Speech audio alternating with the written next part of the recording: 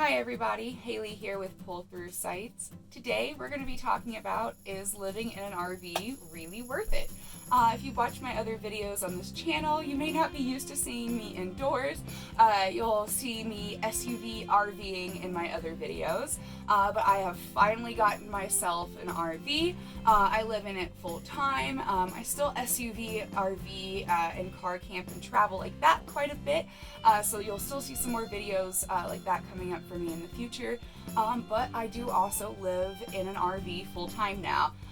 So I kind of have a good experience under my belt now. It's been about 6 months, and so I feel mildly qualified to tell you if living in an RV is really worth it or not. But first, before I jump into it, if you like my shirt, Our Camper Sleeps Too, which this one comfortably does, even though I'm big and like to take it up all for myself. Our t-shirts are available at pullthroughsites.com. That link is in the description below. Make sure to check that out. We have a number of different wonderful t-shirts in different colors, not just black, several designs, mugs, tote bags, a wonderful book written by Jessica Ryder on her journey to recovery through camping and that lifestyle, so make sure you check that out. All of that is in the description below. And yeah, without further ado, let me jump into it. So is living in an RV really worth it? Sorry, I'm not going to give you a straightforward answer, but it depends. It depends what you define worth it as. In my opinion, there are two main different categories of worth, I would say. There is the financial cost, and is it worth it on a financial level? And then there is the lifestyle and comfort worth.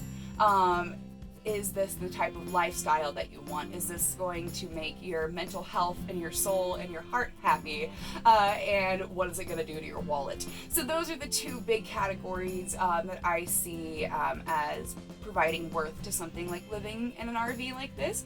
And which one you give more credence to is going to depend on you, and it's going to affect which one you think, or if you think it's really worth it or not. So I'm going to talk about both and break both categories down and talk about my personal experience in this RV.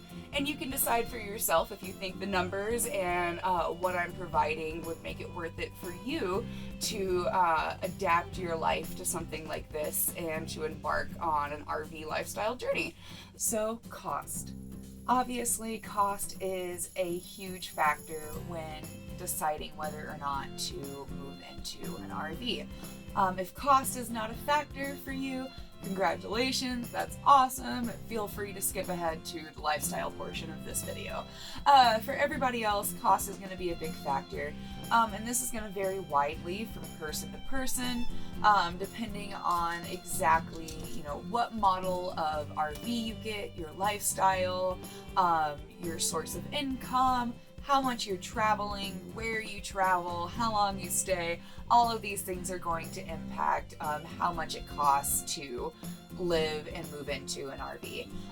For myself, I made a spreadsheet of all of my current expenses related to the household, and then estimated my expenses moving into an RV, looked at a few different options, and decided on the best one for myself. In most places, for a home, a house, or even a 2-bedroom apartment, you're going to be paying somewhere between $1,000 to $1,500 a month in mortgage or rent payments for that place. You then usually have utilities on top of that, which are, a couple $100 a month. And these numbers can vary depending on what part of the United States you live in, but more or less the same across the board. Cost for moving into an RV is going to vary depending on what kind of RV that you select. Obviously, RVs brand new range anywhere from $35,000 to $100,000 plus, depending on what type of model you pick. If you go with a fifth wheel, a Class A, any of these options are going to vary widely. And even within classes, the cost for units vary widely depending on how large they are, the amenities inside, what have you. I'm in a 2006 Sundance, so the suggested retail price for these new, I think, is about $34,000. At about 15 years old, I imagine that this would go for about $10,000 to $15,000 if you were buying it up front. So be prepared for that. If you're purchasing second hand, you might actually need a little cash on hand, or you might be able to find something used through a dealership or somebody who's willing to finance. A new RV though is going to be about $34,000. However, depending on what part of the country you live in, that could be as little as a tenth of the average home price, like it is here in Colorado. Homes are pretty steep. A livable home starts at about $300,000, most places in the state, and goes up from there. So an RV that's $34,000 is literally a tenth of what you'd be paying for a home. However, you're looking at about $500 a month in payments or more, depending on what you select as your loan term and your credit score, etc. All of that affects your RV payment the same as it affects a home payment or a car payment. So be prepared for that. You can budget for that. You can select what works best for you. So pick a model within your budget range. Decide which one's going to work best for you. Pay attention to the interior features.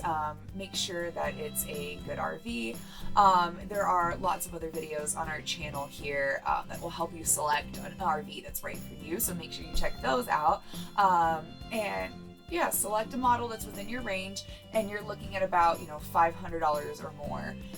Then, on top of your payment for the RV itself or the money that you spent to purchase the RV, you're going to be looking at some sort of lot fee, campground fee, utilities, etc. If you're lucky to be able to park somewhere for free, that's great. Boondocking is also an option if you're set up to be off-grid with solar panels, etc. But if you're looking to have a in-town lifestyle of any sort, you're probably going to be paying for, long-term campground fees or short-term campground fees. Those can range, again, depending on what campground you choose, the amenities they have, and how long you'll be staying.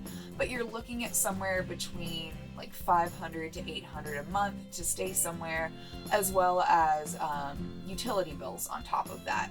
Not everywhere includes utilities. Some places charge you for Wi-Fi, so you'll really have to look at what regions you're planning on exploring or living in, and look at how much camping fees and utility fees are going to cost you. Those can range, up to a couple $100s a month, depending on the time of year. So that's another cost to keep in mind as well. And then also, if you are traveling a bunch and towing your rig, you're going to have extra expenses because of the gas. It's expensive to pull the rig. These are very, very heavy pieces of wanted to say machinery, but heavy things that you're going to be pulling down the road, and you're going to have to spend a lot more on gas. You have a potential for blowouts, all sorts of maintenance issues that you're going to need to budget for and be mindful of when considering if it's really worth it to live in an RV. I don't take my RV when I travel. I keep it parked here. I travel in my SUV. I SUV, RV, and car camp still, so that helps cut down my expenses, and I'm able to have a lifestyle that's probably a third as expensive as it would be were I doing a traditional rental here in town, but also be able to travel and have that freedom and get to experience living in an RV and seeing if it's right for me. I've been in here for about 6 months, and that brings me to my next piece, which is lifestyle. A huge factor on top of cost. Cost is a big deal. Are you able to afford it? Is it going to save you money? For one, that's a big issue.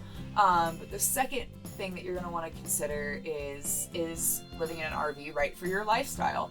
Obviously, if you have 3 kids, 2 dogs, and you have to be in the office every day, you might want to consider if this lifestyle is right for you. Where are you going to park it? Where's everybody going to go? How's everybody's stuff going to fit? How big of a rig do you need? You're going to have to consider all of these things to see if your lifestyle is a match for this RV or lifestyle or not. It's just me in here. It's me and my Chihuahua mix Pip. We're perfectly fine in this space. There's just enough space for us to fit in here.